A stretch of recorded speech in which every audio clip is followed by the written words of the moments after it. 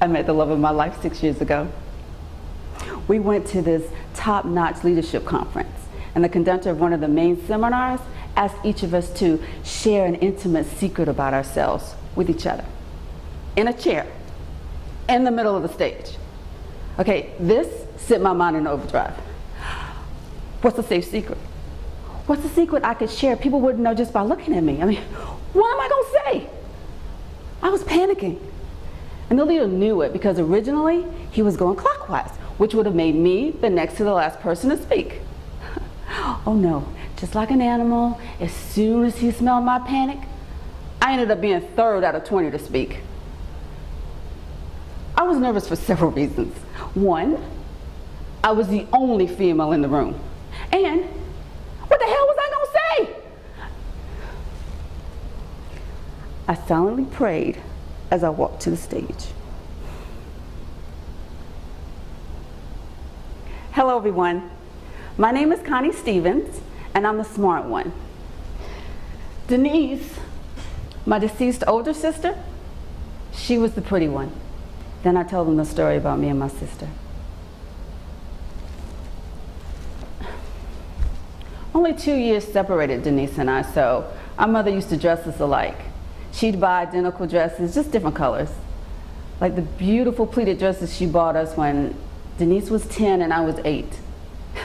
Our mom made sure there wasn't a spot or a wrinkle on those dresses. Our hair was straightened and curled. We looked so beautiful in those dresses. We had our brand new dress and our brand new patent leather shoes. It was great. Our church used to do this big dinner after Sunday Easter services, and it gave families a chance to, fellowship with each other, visit other families. Well, Denise and I thought we looked so good, we refused to go outside and play with the other kids. Oh no, in the grass and dirt and get dirty? Oh no. We weren't going to do that. Besides, our older brother Rodney told us he was going to take pictures of us when we got home. So I suggested we just go into the congregation room, or the fellowship hall, that's what it was, the fellowship hall, and just sit down until it was time to eat. Denise agreed. She always thought I had the best ideas. We were laughing and talking. We were having such a good time. We did not even notice Miss Catherine Reeves standing in front of us.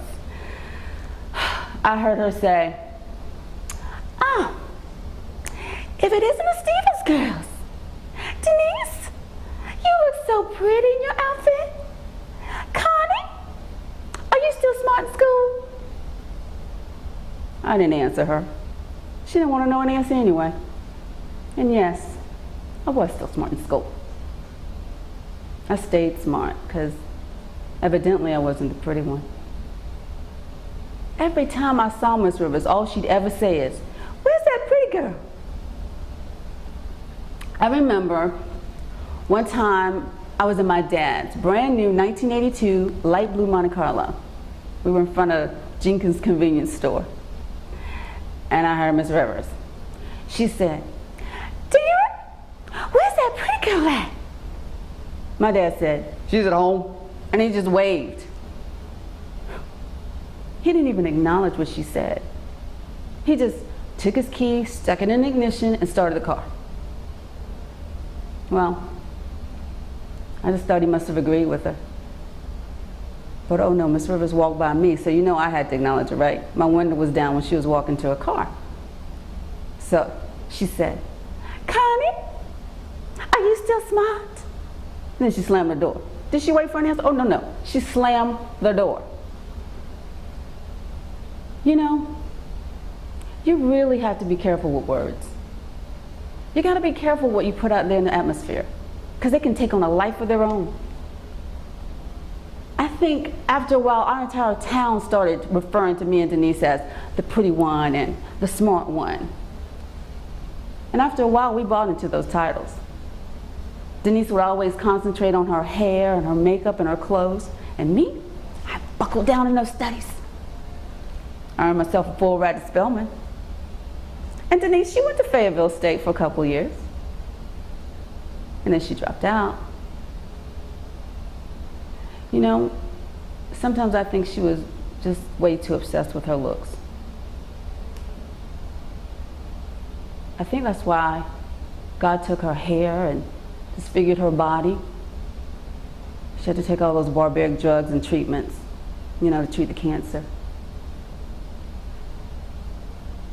In the end, though, I think she realized that she was more than just a pretty girl.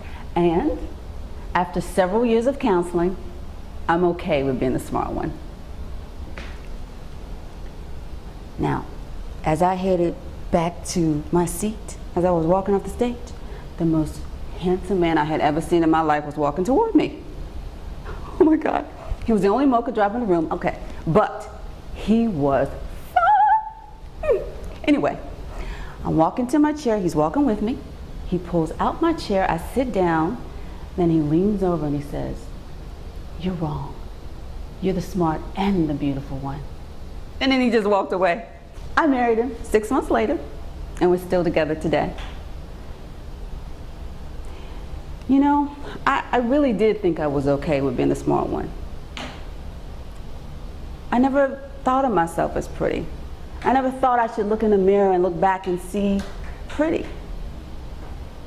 I mean, pretty didn't come in a package like mine.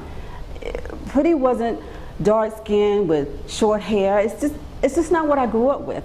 It's not the image that I thought of when I thought of pretty. I didn't think it was important to look in a mirror and look back and see beautiful. I didn't love myself.